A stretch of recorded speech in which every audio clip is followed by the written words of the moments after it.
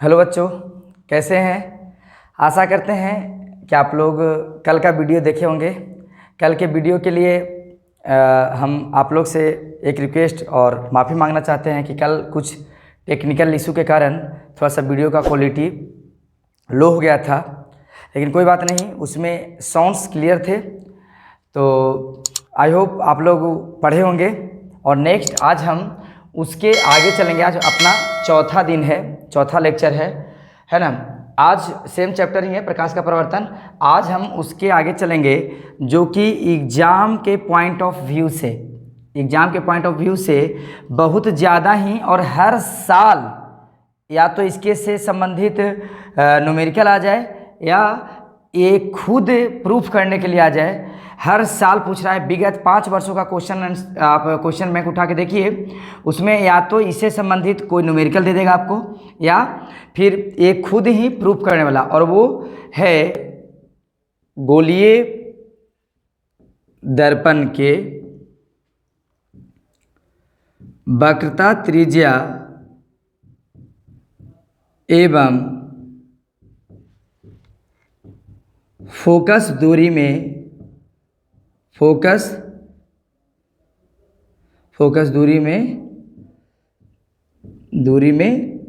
संबंध। गोलीय दर्पण के वक्रता त्रिज्या एवं फोकस दूरी में संबंध।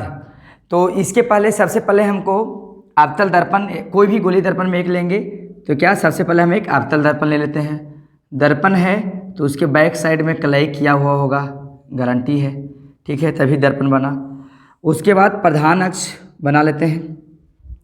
अब हम एक प्रधान अक्ष के समानांतर ही उसमें हम फोकस दूरी और वक्रता त्रिज्या दोनों दर्शा लेते हैं।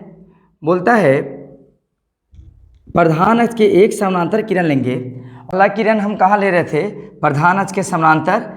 ये दर्शाया तीर आपतित किरण है और परावर्तन के बाद वह मुख्य फोकस से होकर गुजरती है, तो यह परावर्तित किरण हुआ। ठीक, नॉर्मल एक किरण लेंगे, उसके बाद कुछ नहीं, हम लोग एक जब भी हुआ है तो इसके साथ एक अभिलंब के रूप में हम बीच में एक ले लेते हैं। यहाँ पे हो गया, अगर यहाँ पे हम लोग रखते हैं ए बी, ये हो गया पी, ये हो गया एफ, ठीक, और ये हो गया सी जो हम लोग डिनोट करते हैं।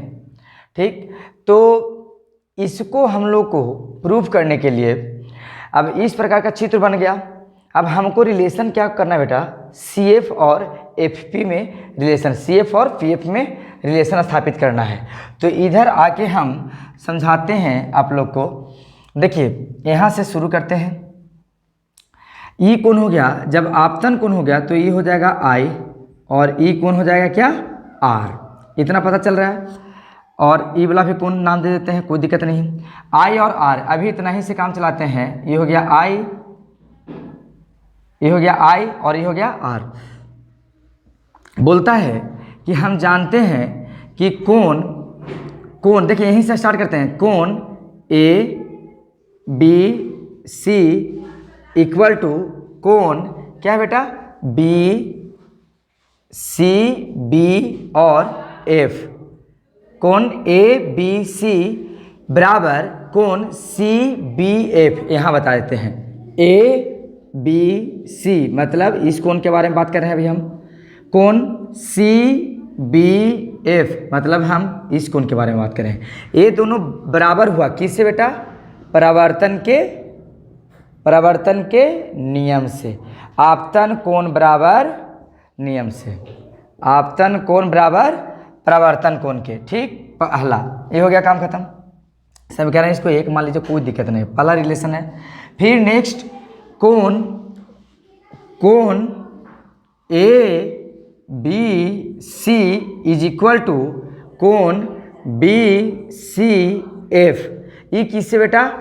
अंतः एकांतर कोण से। हम अभी चित्र में बता रहे हैं अंतः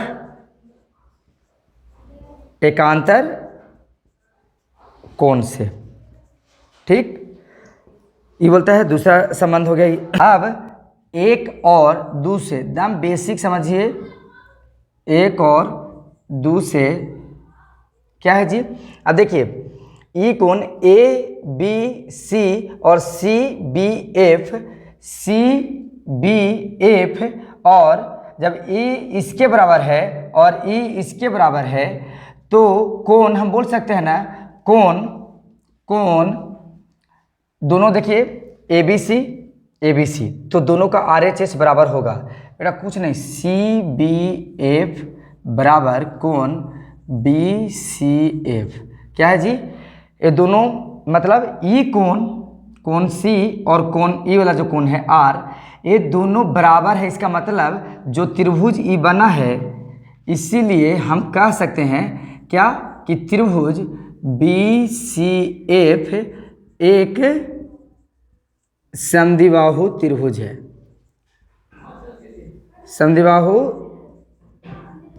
समद्विबाहु त्रिभुज है, और इसी से समद्विबाहु त्रिभुज होने के कारण CF बराबर FB है ना। मतलब अगर ये त्रिभुज कोण BCF एक समद्विबाहु त्रिभुज है, इसका मतलब ई भुजा और ई भुजा, एक BF है और एक CF है, ये दोनों भुजा आपस में क्या होगा जी, बराबर होगा। ठीक, इसके बाद क्या करना है, इसके बाद हम सीधे एक थोड़ा सा एजम्पशन लेंगे, मान लेंगे कि माना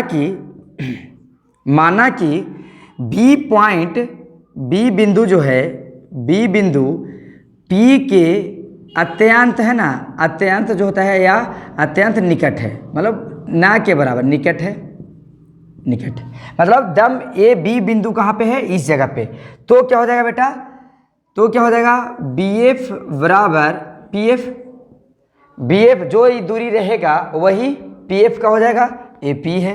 ठीक, BF बराबर PF हो गया। ठीक, अब हम लोग यहाँ से देखते हैं कि PF, अब यहाँ पे मान लिया कि BF और PF दोनों बराबर है और CF के बराबर था, CF के बराबर FB, CF के बराबर FB था, तो अब CF बराबर हो जाएगा ना FP, इसीलिए CF बराबर FP हो गया ना। तो अब क्या कर सकते हैं, और हमको पता है PC बराबर क्या है जी, PC बराबर R। ठीक, और PC बराबर होता क्या है, PC बराबर 2FP, तो क्या है R बराबर FP को क्या लिख सकते हैं, FP बराबर F है ना। तो R बराबर 2F, इसीलिए यहाँ पे लास्ट में लिख देते हैं, इसीलिए F बराबर R/2 प्रूव्ड हो गया बेटा। क्या हो गया, एक बार अच्छा से समझ लीजिए। यहाँ पे डाउट हुआ होगा, किताब में नॉर्मल लिख देता है, आप कहीं पे भी देखेंगे समझाएगा नहीं, लोग एक दो स्टेप गायब कर दिए हैं, और बिल्कुल आसान तरीका है। CF बराबर FP, CF बराबर FB, तो बेटा अगर हम यहाँ पे इसको 3 दे देते हैं, एक बार अच्छा से समझिए 3, और इसको अगर दे दें 4, तो 3 और 4 से देखिए, और BF बराबर FP इसके और इसके बराबर हो गया, तो ऑब्वियस सी बात है कि इसके बराबर ही हो जाएगा। 3 और 4 से CF बराबर FP, और FP हमको वक्रता त्रिज्या मान लिया कि अगर PC, जो PC है यही वक्रता त्रिज्या है ना बेटा, वक्रता त्रिज्या PC है, इसको R से डिनोट करते हैं, और PF जो है उसको F से डिनोट करते हैं, तो वक्रता त्रिज्या बराबर 2F, मतलब या इसीलिए F बराबर R/2 प्रूफ हो गया। मतलब क्या कहता है, इसका कंक्लूजन क्या है, गोलीय दर्पण का फोकस दूरी उसके वक्रता त्रिज्या का आधा होता है, या इसको ये भी लिख सकते हैं बेटा, देख लीजिए, इसको या ये भी लिख सकते हैं R बराबर 2F आता है साबित करने के लिए, या R बराबर 2F मतलब गोलीय दर्पण का वक्रता त्रिज्या उसके फोकस दूरी से दोगुना होता है। ठीक, देखिए आज के लिए बस अब इतना ही। आज इतना तक आप लोग पढ़िए, रिवीजन कीजिए, समझिए इसको। कल मिलते हैं नया लेक्चर के साथ। और अभी भी आप लोग से रिक्वेस्ट है कि अगर आप इस चैनल पे नए हैं और वीडियो अगर अच्छी लग रही है तो दोस्तों के साथ शेयर कीजिए, सब्सक्राइब कर दीजिए, बेल का आइकॉन दबा लीजिए ताकि आपको कोई भी वीडियो ना छूटे। तो एक बार और शुरू से अभी हम पूरा बनाए, आपके सामने ही बनाए। ठीक, अब हम इसको एक बार शुरू से बता देते हैं।